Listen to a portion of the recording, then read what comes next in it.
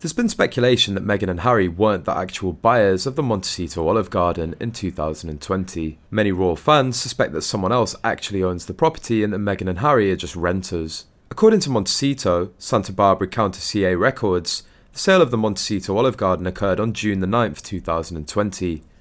The seller was Rockbridge LLC, which according to my Google search was Sergei Grishin, aka Scarface oligarch, a Russian billionaire who at the time was going through a knockdown drag-out divorce with his wife. Sergei's ex-girlfriend spilled the tea on this unsavoury guy to the Daily Mail in 2020. There's totally conflicting information out there. Com shows the property as a pending sale, another shows it as available, and another shows it as unavailable. The interesting fact is that the last recorded sale of the property was in 2009. That would indicate that the Harkles never owned it, and if they really lived there, they were just renting. A few articles also report that the house was rented and they actually lived at Soho House and various hotels. They also apparently lived in Oprah's second property, but she's since sold it. It would explain why only one room in Montecito was used and photographed, why no one was in the house when Prince Philip passed, and the royals tried to let Harry know. Recently, a local resident has told Meghan Markle and Prince Harry's decadent Montecito home is like Fort Knox. Montecito florist Lynn,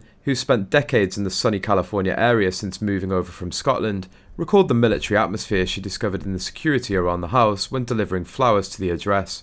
Lynn, speaking next to a floristry shop with employee Marcello Ross, said the delivery was destined for a Miss M. Lynn said, "So I turned up and said I'm here to deliver flowers, and I was told to drive on to the next gate, and they were watching me on the camera the whole time." Mr. Ross then quipped, "It's like Fort Knox up there." Lynn described being unable to catch a glimpse of the Sussex's home from the front gates, and was confronted by more security. She commented, "There were guys there who looked like they'd just come from the military, they had buzz cuts, they could have been armed." So I said, "I'm delivering flowers and the gate opens. You can't even see the house, it's so far back. And then guys show up, it's like the military.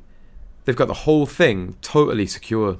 She added, "And I like to get out and add the final touches before I deliver them, and I had no idea who it was for, it was addressed to Miss M." All that security though, it was so stupid, as if I was going to attack the place or blow the place up or something. But anyway, I got the flowers out and the guys took them and just buzzed off. But can you imagine living like that? In the interview with The Cut, Meghan Markle has spoken out about the challenges they faced when looking for a new home together outside the UK, saying that when they initially fell in love with the Montecito Mansion they live in now, they weren't sure they could afford it. Described by journalist Allison P Davis, who went to Meghan and Harry's home to conduct the interview, as evoking a classic Tuscan villa, a Napa vineyard and a Beverly Hills country club, the property certainly sounds very special. "We were looking in this area, Montecito, California, and this house kept popping up online in searches," Meghan explains, when asked about their relocation from London. She then adds that, at first they were reluctant to view the place as they didn't have jobs and its price tag was a cool $14 million. She then adds that at first they were reluctant to view the place as they didn't have jobs and its price tag was a cool $14.6 million. "We didn't have jobs, so we were just not going to come and see this house. It wasn't possible.